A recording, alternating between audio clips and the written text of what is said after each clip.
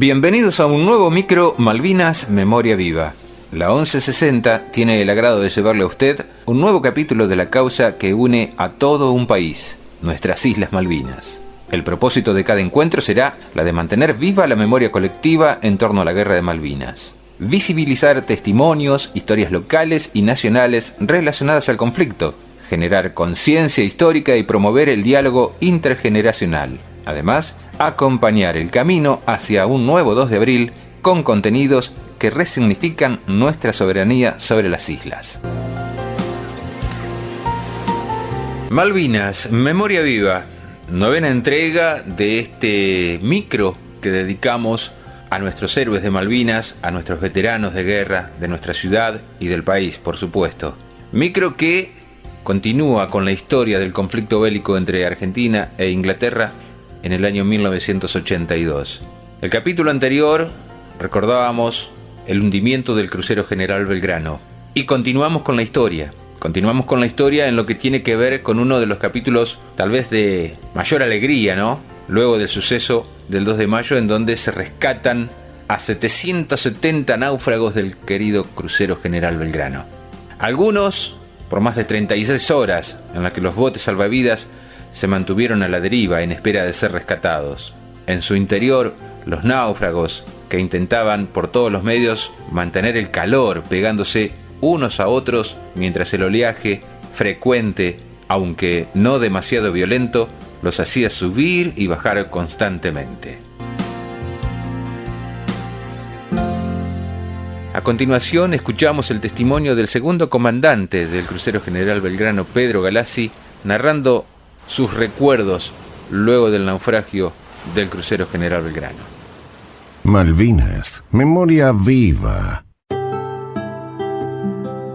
Yo estaba en la ventana de la balsa y levantamos gente. Yo nunca me voy a olvidar un suboficial que me pedía que lo levantara, pero era tal el peso que tenía sobre la espalda de la gente que había que no lo podía levantar. Bueno, yo no sé cómo ese suboficial entró a la balsa. Yo no puedo decir si lo levanté yo o hice un esfuerzo, él se metió dentro de la balsa.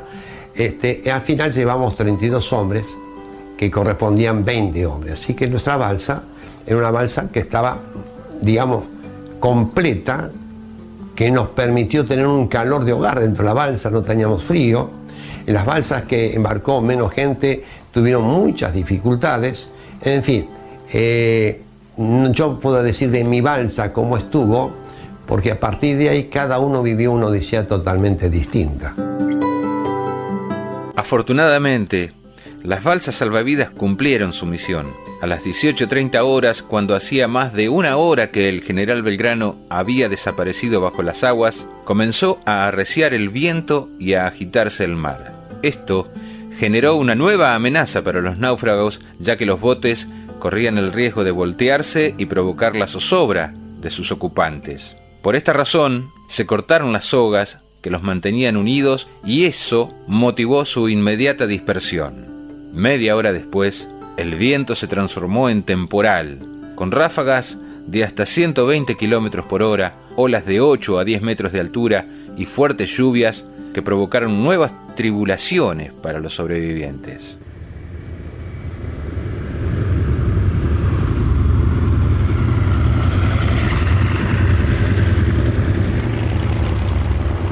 Mientras tanto, en el aire, aviones de la Armada Argentina insistentemente buscaban a los sobrevivientes, buscaban las balsas color naranja, pero el mar argentino, en su inmensidad, dificultaba muchísimo la tarea.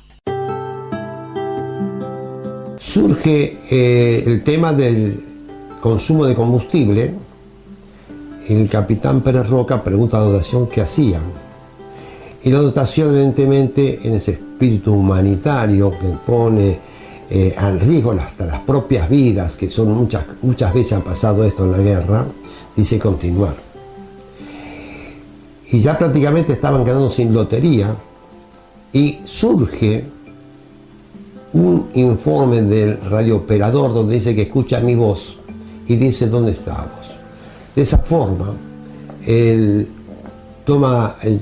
cambia el vuelo, ¿no es cierto?, el rumbo donde estamos nosotros y ahí nos encuentran por primera vez. Esto es increíble porque yo nunca hablé con el avión, es muy difícil comunicarse con el avión, es mucho más difícil, imposible, no existe que uno pueda darse cuenta dónde está ubicado después de navegar sin ningún conocimiento de dónde estábamos, después del viento que hubo, sin no tener un elemento de poder ubicar la situación, y no lo puede dar donde está ubicado en el mar. Pero así ocurrió. Estamos en las balsas y estamos siempre en la expectativa de algún sonido, porque en las balsas se cierran todas herméticamente. Las que pueden, no se rompe, digamos, la ventanita que tienen las balsas. Otra cosa no se puede hacer. Estamos a expensas de que alguien nos venga a salvar. No podemos hacer absolutamente nada. En ese interín se reza, se habla, se cuentan chistes, se hace cualquier cosa. Y realmente es muy interesante como todos. Yo por suerte tuve la fuerza de estar comandando mi balsa. A la noche sentimos un ruido como un motor de avión.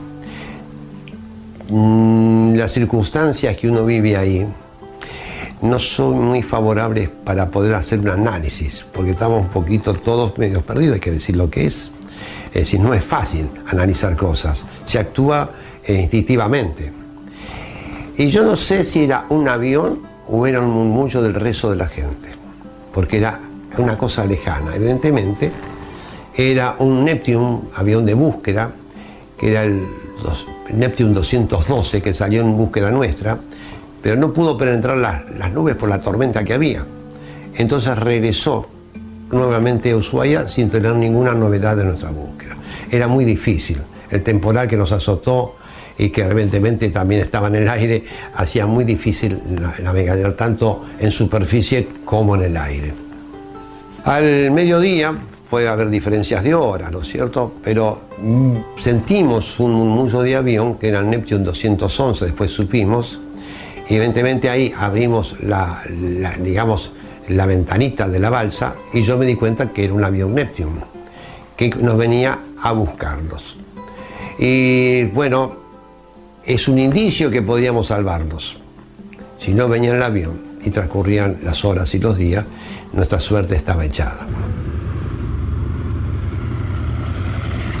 Pero, gracias a Dios, un 3 de mayo, un avión Neptune de la Armada Argentina, provisto de un largo radar de alcance, fue el primero en detectar a los sobrevivientes. Pero evidentemente la actuación del Neptune en 111 de su tripulación, su comandante, es algo digno de mención.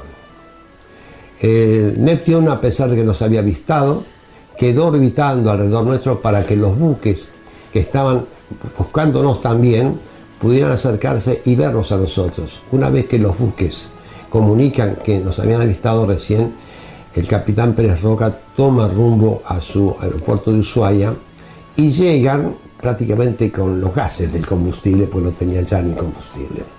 Esto yo denomino que es el final de una película por la cual nosotros pudimos salvarnos.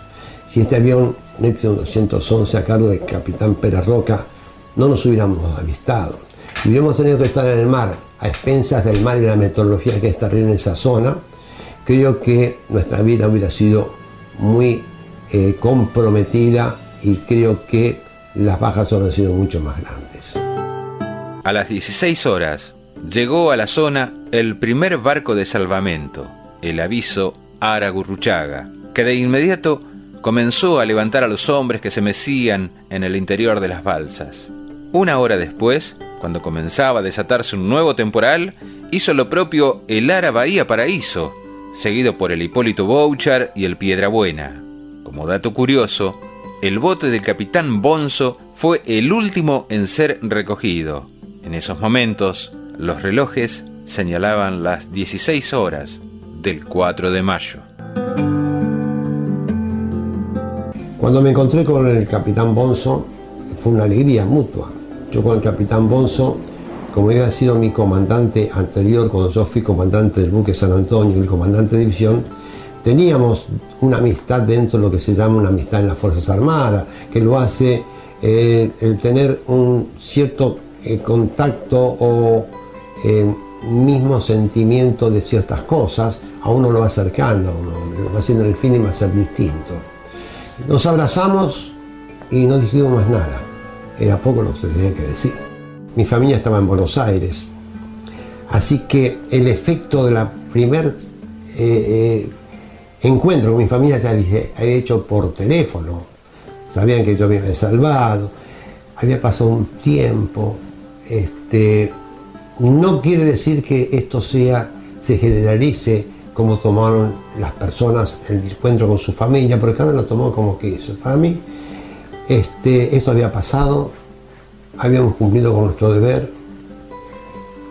Es una suerte haber podido estar en esas circunstancias a que nadie la pidió ni la eligió, pero uno ya había cambiado, se sentía, digamos, el orgullo de haber estado en el crucero en estas circunstancias. Posiblemente ello ha sido que cuando me encontré con mi familia, después de varios días de haber estado en Puerto Verano con mi dotación, haberla desorganizado administrativamente como corresponde, ya había vuelto a la normalidad. Entonces para mí el encuentro en el aeródromo de Jorge Newbery fue una cosa normal. Ellas sabían que yo me había salvado, yo sabía que ellos estaban bien, que todo este tiempo que habían pasado solos había tenido una ayuda muy grande de todas las personas. Así que fue un encuentro muy normal. Adiós, gracias.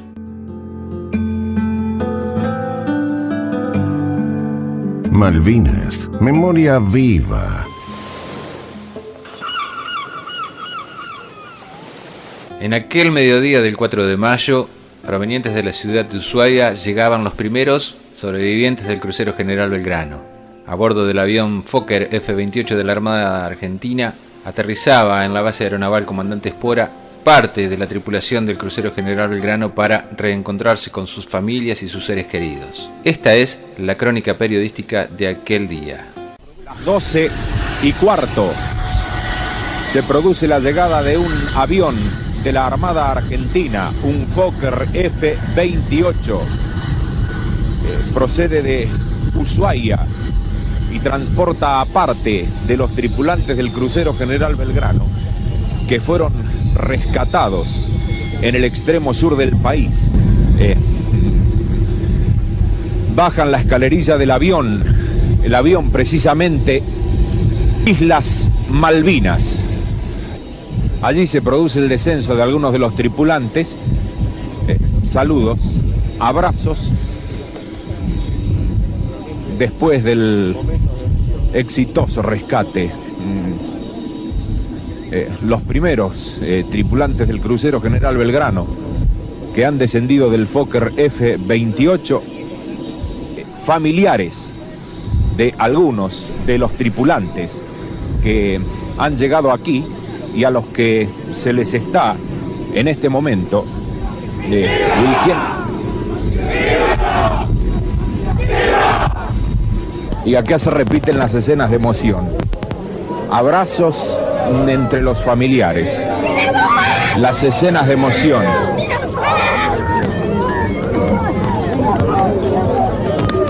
Lógicas y comprensibles después de lo que pasaron estos hombres de la Armada Nacional.